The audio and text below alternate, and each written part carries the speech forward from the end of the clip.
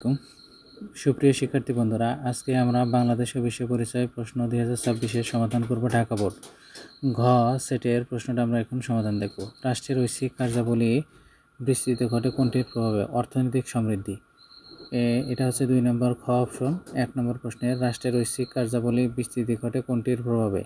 এটা হলো অর্থনৈতিক সমৃদ্ধি। 2 নম্বর প্রশ্ন, নিচের কোনটির কারণে সম্পদ বন্টন ও সমতা বৈষম্যের সৃষ্টি করে? শ্রমিক প্রাপ্যের চেয়ে কম মজুরি পেলে।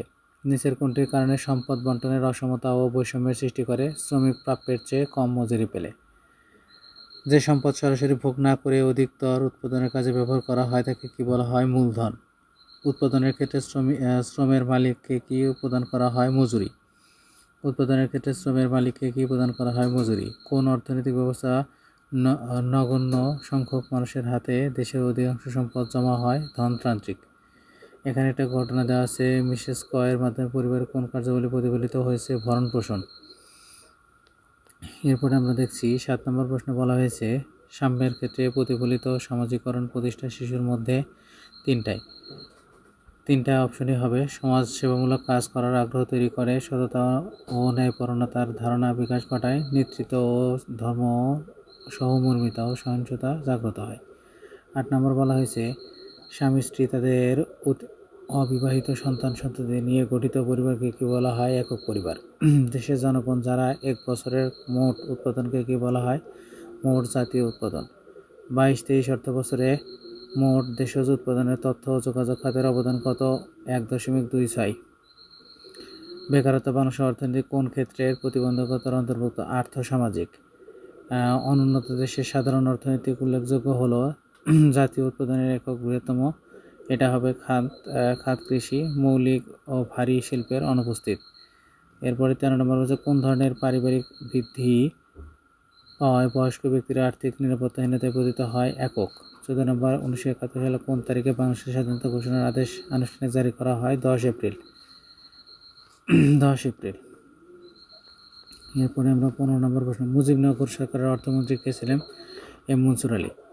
মুক্তিযুদ্ধের সময় পাকিস্তানে যারা নির্যাতিত নারীদের সরকার কত সালে মুক্তিযোদ্ধা হিসেবে স্বীকৃতি দেয়? 2016 সালে। আইন শৃঙ্খলা রক্ষা করা রাষ্ট্রের প্রাথমিক কাজ নিম্নে বলেছেন দ্য মডার্ন স্টেট। এরপরে জনাব আলম সাহেবের মুক্তিযোদ্ধার কাজের প্রতিনিধিত্ব করেছে প্রবাসী বাংলাদেশি। উক্ত মুক্তিযোদ্ধার নির্লসভাবে কাজ করেছেন বিশ্ব জনমত গঠনে মুক্তিযোদ্ধা আর্থিক সহায়তা প্রদান করে। কোন গ্রহে 24 ঘন্টা 2 বার সূর্য ওঠে ও 2 বার সূর্য অস্ত যায়? বৃহস্পতি।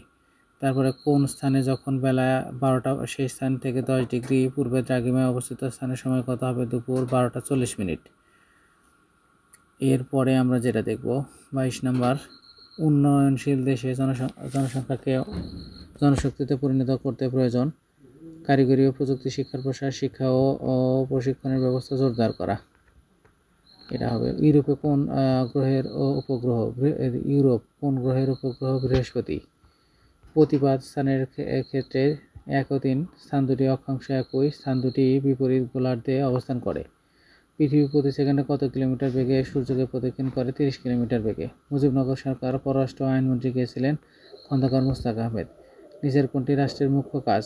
জনগণের অধিকার সংরক্ষণ করা। এরপরে উদ্দীপকে কোন শাসক ব্যবস্থার ইঙ্গিত রয়েছে? গণতন্ত্র। ও উদ্দীপকে বর্ণিত আইনের উৎস কোনটি? আইনসভা। রাষ্ট্রের সবচেয়ে সুস্পষ্ট পূর্ণাঙ্গ বক্তব্য সংজ্ঞা প্রদান করেছেন কে? গার্নার। এ ছিল আজকে ঢাকা বোর্ডে অনুষ্ঠিত এমসিকিউ প্রশ্নের সমাধান। সবাইকে অসংখ্য ধন্যবাদ। আসসালামু আলাইকুম।